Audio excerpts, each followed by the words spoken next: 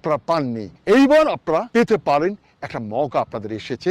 আমি বারবার বলেছি, আবারও বলছি যে 80% মিনিমাম 80% আসন এই ডাকসুর যদি আপনারা যদি তাদেরকে জয়ী করেন, আমি বনি আমিন এই মঙ্গোলিয়ার এই চিঙ্গিস খানের স্ট্যাচুর পাশেই, ঐতিহাসিক এই চেঙ্গিস খান স্ট্যাচুর পাশে আমি প্রতিজ্ঞা আবারও করছি, আপনারা আমার পছন্দের প্যানেলকে যদি ভোটে নির্বাচিত করেন, আমি অবশ্যই এই সংসদ যতদিন কার্যকর থাকবে, ছাত্র শিবিরের সংসদ, ঢাকা বিশ্ববিদ্যালয় থেকে আমি 100% স্পন্সরে একজন ছাত্র প্রতি বছর একজন ছাত্রীকে অস্ট্রেলিয়াতে লেখাপড়া করার জন্য আনবো। আজ নতুন করে আবারও বলছি, এই সংসদ যতদিন কার্যকর থাকবে ততদিন ঢাকা বিশ্ববিদ্যালয়ের ভেতরেই দুটো ক্যান্টিনে পুরো মাস ব্যাপী সব সময় সকালের ছাত্র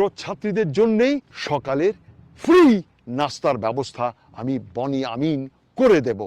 তবে শুধু স্কুল সেশনে, যখন আপনার ইউনিভার্সিটি বন্ধ হবে তখন না, শুধু স্কুল সেশনেই তাদেরকে ফ্রি নাস্তা করার সেই দায়িত্ব খরচও আমি বহন করব।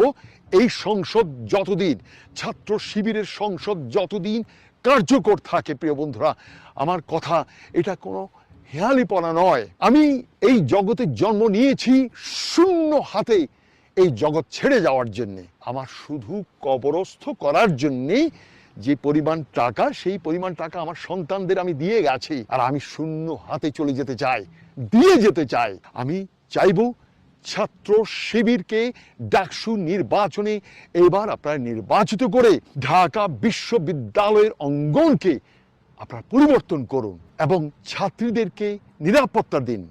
এই ছাত্রীরা নানাভাবে নানা সময়ে অতীতের বিভিন্ন এই যে ডাকসুর নেতা নেত্রীদের কাছে তারা লাঞ্ছিত হয়েছে, নানাভাবে ব্যবহৃত হয়েছে।